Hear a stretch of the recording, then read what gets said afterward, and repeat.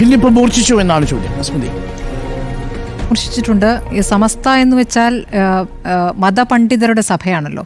അത് CPM polit bureau പോലെ തന്നെ അത്രയും പ്രധാനപ്പെട്ട എന്താ പറയുക, സമസ്തയെ സംബന്ധിച്ച് ഏറ്റവും പ്രധാനപ്പെട്ട മുഷാവറയാണ് നടന്നിരുന്നത്. ആ മുഷാവറ എന്ന് പറഞ്ഞാൽ അതിൽ ഏറ്റവും പ്രധാനപ്പെട്ട ആളുകൾ മാത്രം പങ്കെടുക്കുന്നത്. അതിലിപ്പോൾ 10-35 പേരാണ് ബാക്കിയുള്ളതെന്ന് തോന്നുന്നു. 40 പേര് നേരത്തെ ഉണ്ടായിരുന്നു, കുറേ പേരൊക്കെ മരിച്ചുപോയി എന്നാണ് കേട്ടത്. അപ്പോൾ ഈ മതപണ്ഡിതരുടെ യോഗമാണ്, അതിനകത്ത് മതവുമായി ബന്ധപ്പെട്ട കാര്യങ്ങളൊക്കെ ചർച്ച ചെയ്യുന്ന യോഗം.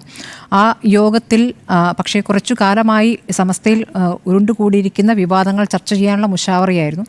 ആ മുഷാവറയിലാണ് നേരത്തെ ഉമർ ഫൈസി മുക്കം പുറത്ത് പ്രസംഗങ്ങൾ, എടവണ്ണപ്പാറയിൽ നടത്തിയ പ്രസംഗം, ആ പ്രസംഗം സാദിഖ് അലി തങ്ങൾക്കെതിരെയായിരുന്നു. ആ പ്രസംഗം എന്ന് പറയുന്നത് സാദിഖ് അലി തങ്ങൾക്ക് പാണ്ഡിത്യമില്ല, ഖാസിയാകാനുള്ള പാണ്ഡിത്യമില്ല എന്നുള്ള പ്രസംഗം നടത്തി. അതങ്ങനെ പലയിടത്തായി ഇങ്ങനെ പരസ്യമായി പറയുന്നൊരു സാഹചര്യം ഉണ്ടായപ്പോൾ അതിന്മേലൊരു വിശദീകരണം തേടിയിരുന്നു. അപ്പോൾ അത് ചർച്ചയ്ക്ക് വയ്ക്കുന്നു എന്നുള്ള തീരുമാനം വന്നു.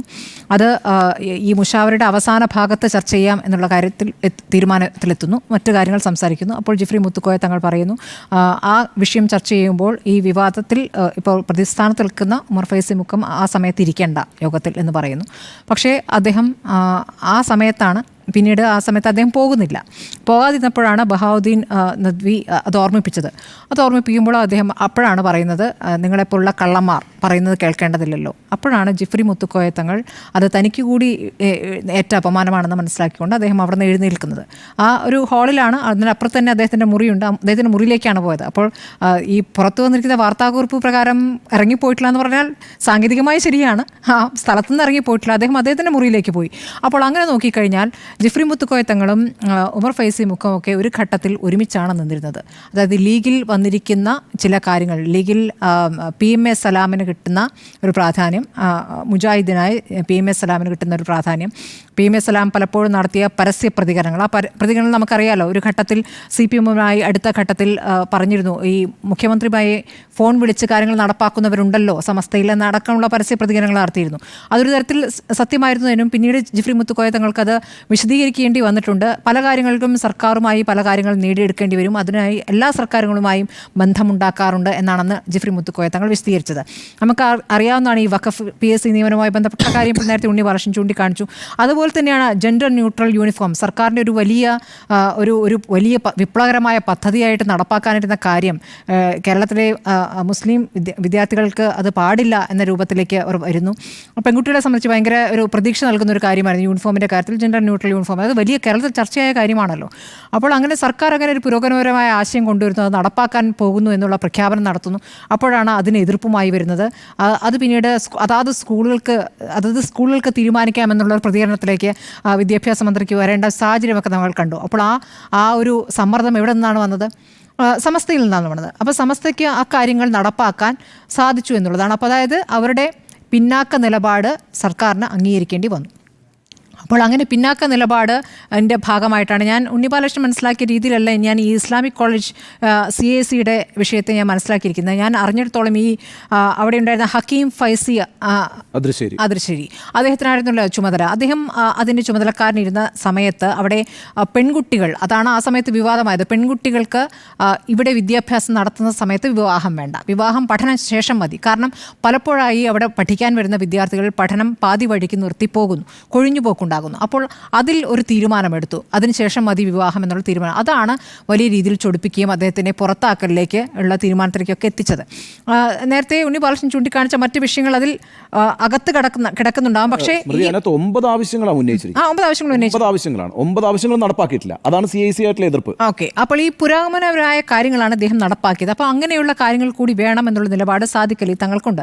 അതുകൊണ്ടാണ് ഇപ്പോൾ ലോക്സഭാ തെരഞ്ഞെടുപ്പിന് ശേഷം അദ്ദേഹത്തിന് വീണ്ടും ആ സ്ഥാനം ലഭിക്കുന്നത്. ലോക്സഭാ തെരഞ്ഞെടുപ്പ് ഒരു വെല്ലുവിളിയായിരുന്നു. ലോക്സഭാ തെരഞ്ഞെടുപ്പിൽ CPM-മായി യോജിപ്പിലെത്തി, അല്ലെങ്കിൽ CPM-ന് വേണ്ടിയിട്ടൊരു സ്ഥാനാർത്ഥിയെ ഇറക്കുന്നു. അപ്പോൾ ആ തെരഞ്ഞെടുപ്പിൽ ഹംസയാണ് ജയിക്കുന്നതെങ്കിൽ ചിത്രം മാറുമായിരുന്നു. ലീഗിന് എല്ലാ തരത്തിലും വോയിസ് നഷ്ടപ്പെടുന്ന ഒരു സാഹചര്യം വരുന്നു. അങ്ങനെ ഒരു സംഭവം ഉണ്ടായില്ല എന്ന് മാത്രമല്ല, പൊന്നാനി ഇതുവരെ കാണുന്നതിൽ ഏറ്റവും വലിയ ഭൂരിപക്ഷത്തിൽ സംവിധാനം അവിടെ വിജയിക്കുകയാണ് കണ്ടത്. അപ്പോൾ ലീഗിന് ആത്മവിശ്വാസം കൂടി. ആ ആത്മവിശ്വാസത്തിന് പിന്നാലെയാണ് ഹക്കീം ഫൈസിയെ അതേ സ്ഥാനത്തേക്ക് തന്നെ കൊണ്ടുവരികയും ചെയ്തിരിക്കുന്നത്. അതൊക്കെ തന്നെ പ്രൊവോക്ക് ചെയ്തിട്ടുണ്ട്.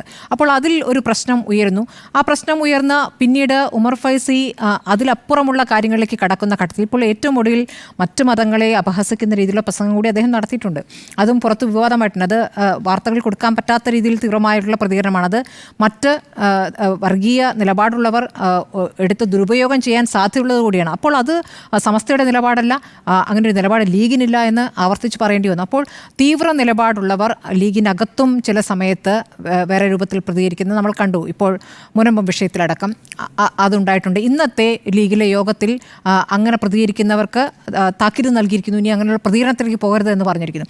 അപ്പോൾ മുസ്ലിം വിഭാഗത്തിലെ എല്ലാവരെയും, സുന്നികൾ മാത്രം പോരാ, എല്ലാവരും ചേർന്നുള്ള ആകണം ലീഗ് എന്നുള്ള ഒരു ആശയത്തിലേക്ക് പോകുന്നത്. അതായത് മുജാഹിദിൻ്റെതായ ഡ്രോബാക്സ് ഉണ്ടാകും, അവരുടെ വിചാരധാരയിൽ ചില പിന്നാക്കാവസ്ഥയാണ് എന്ന് നമുക്ക് വിമർശിക്കാവുന്ന കാര്യങ്ങളുണ്ടാകാം, സുന്നിയിലും ഉണ്ടാകാം. അപ്പോൾ ഇതൊക്കെ എല്ലാവരെയും ചേർത്തുകൊണ്ട് കൊണ്ടുവരിക എന്നുള്ളത് ലീഗിനെ സംബന്ധിച്ച് പ്രധാനമാണ്. അപ്പോൾ മുസ്ലിം ലീഗ് എന്ന് പറയുമ്പോൾ മുസ്ലിം വിഭാഗത്തിനെ പ്രതിനിധീകരിക്കുന്ന രാഷ്ട്രീയ പാർട്ടി കൂടിയാണല്ലോ. പക്ഷേ സമസ്ത ഒരു രാഷ്ട്രീയ വിഭാഗമല്ല. അപ്പോൾ രാഷ്ട്രീയം കളിക്കാൻ സമസ്ത പോകേണ്ടതില്ല എന്നൊരു മുന്നറിയിപ്പ് കൂടിയാണ്.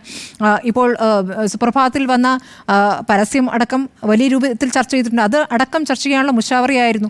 അപ്പോൾ ഇങ്ങനെയൊക്കെ വരുന്ന ഘട്ടത്തിൽ ഇപ്പോൾ ഏറ്റവും പ്രധാനപ്പെട്ട കാര്യം ജിഫ്രി മുത്തുക്കോയ തങ്ങളും ഉമർ ഫൈസിയും ഒരുമിച്ചാണ് എന്നുള്ള അവസ്ഥ മാറിയിരിക്കുന്നു. കാരണം ജിഫ്രി മുത്തുക്കോയ തങ്ങൾക്ക് ലോക്സഭാ തെരഞ്ഞെടുപ്പിന് ശേഷം ബോധ്യം വന്നിരിക്കുന്നു, രാഷ്ട്രീയമല്ല, അതിലേക്ക് പോകേണ്ടതില്ല എന്നുള്ളൊരു ബോധ്യത്തിലേക്ക് വന്നിരിക്കുന്നു. അതായത് ലീഗിനെ വിട്ടുകൊണ്ടുള്ളൊരു സമസ്തയ്ക്ക് നിലനിൽപ്പില്ല എന്നൊരു ബോധ്യം അദ്ദേഹത്തിന് വന്നിട്ടുണ്ട്. അതുകൊണ്ടാണ് അദ്ദേഹം ആ കാര്യത്തിലൊരു ചർച്ചയും ഈ കാര്യത്തിൽ ഈ വിമർശനവും ചർച്ച ചെയ്യണമെന്നുള്ള വിഷയത്തിലേക്ക് എത്തിയത്. പക്ഷേ ഉമർ ഫൈസി മുഖം നോക്കൂ, ഇപ്പോൾ ഇനി എറണാകുളത്ത് സമ്മേളനങ്ങൾ നടത്താനിരിക്കുകയാണ്. അദ്ദേഹത്തെ സംബന്ധിച്ച് സമസ്തയുമായി ബന്ധപ്പെട്ട ഇതിനകത്ത് കുറച്ച് ആളുകൾക്കൊക്കെ സ്വാധീനമുണ്ടാകും ഉമർ ഫൈസിൽ. പക്ഷേ അതല്ലാതെ ജനങ്ങളിലേക്ക് ഇറങ്ങിയ ഒരു രാഷ്ട്രീയ പാർട്ടി രൂപീകരിക്കാനോ ജനങ്ങളിലേക്കുള്ള സ്വാധീനം എന്ന നിലയ്ക്കൊന്നും ഉമർ ഫൈസിക്ക് അങ്ങനെ ഒരു സ്വാധീനമില്ല. അപ്പോൾ സമ്മേളനം നടത്തിയൊരു വെല്ലുവിളി നടത്തിക്കൊണ്ട് അത് CPM-ന് അനുകൂലമായൊരു സാഹചര്യം ഉണ്ടാക്കാനൊക്കെ ഉമർ ഫൈസി ശ്രമിച്ചാൽ അത് എത്രത്തോളം CPM ഇനി ഉൾക്കൊള്ളുമെന്നുള്ളൊരു വിഷയം കൂടിയുണ്ട്. കാരണം CPM ലോക്സഭാ തെരഞ്ഞെടുപ്പിന് ശേഷം രാഷ്ട്രീയ നിലപാട് മാറ്റിയിരിക്കുന്നു എന്നുള്ളതാണ് ഏറ്റവും പ്രധാനപ്പെട്ട കാര്യം, അല്ലേ?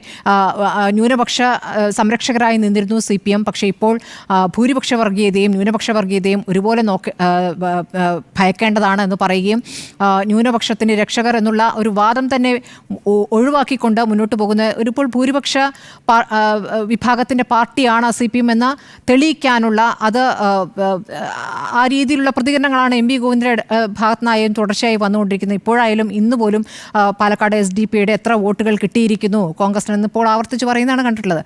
അപ്പോൾ ആ തരത്തിൽ ഇത് കേൾക്കുന്ന മുസ്ലിം ന്യൂനപക്ഷത്തിന് എല്ലാവരെയും ഒരു വട്ടത്തിലാക്കുകയാണോ CPM എന്നുള്ള സംശയം കൂടി വരുന്നുണ്ട്. അവിടെയാണ് ഉമർ ഫൈസി ഇപ്പോൾ രാഷ്ട്രീയം കളിക്കാൻ ഇറങ്ങുന്നത്. തികഞ്ഞ പരാജയമായിരിക്കുമെന്ന് മാത്രമല്ല, ലീഗ് ശക്തിപ്പെട്ടിരിക്കുന്നു സമസ്തയിൽ എന്നുള്ളതാണ്. ലീഗ് ഇക്കാര്യത്തിൽ ഉമർ ഫൈസി മുക്കത്തിനെതിരെ നടപടി വേണം എന്നുള്ളതാണ് ആവശ്യപ്പെടുന്നത്. ഇപ്പോൾ മുഷാവറയിൽ നിന്ന് പുറത്താക്കൽ എന്നൊരു കാര്യമില്ല, മരണത്തോടു കൂടി മുഷാവറയിൽ നിന്ന് പോവുക മാത്രമേ ഉള്ളൂ. അപ്പോൾ മുഷാവറയിൽ സെക്രട്ടറി സ്ഥാനം സമസ്തയിലെ സെക്രട്ടറി സ്ഥാനം അത് ഉമർ ഫൈസി മുക്കത്തിന് ഇനി മാറാനുള്ള സാധ്യതയാണ് നിൽക്കുന്നത്. ആ തരത്തിൽ അദ്ദേഹം ഒറ്റപ്പെടുന്നുണ്ട്. കാരണം ജിഫ്രി മുത്തുക്കോയ തങ്ങൾക്കെതിരെയാണ് പറഞ്ഞിരിക്കുന്നത് എന്നുള്ളതാണ്.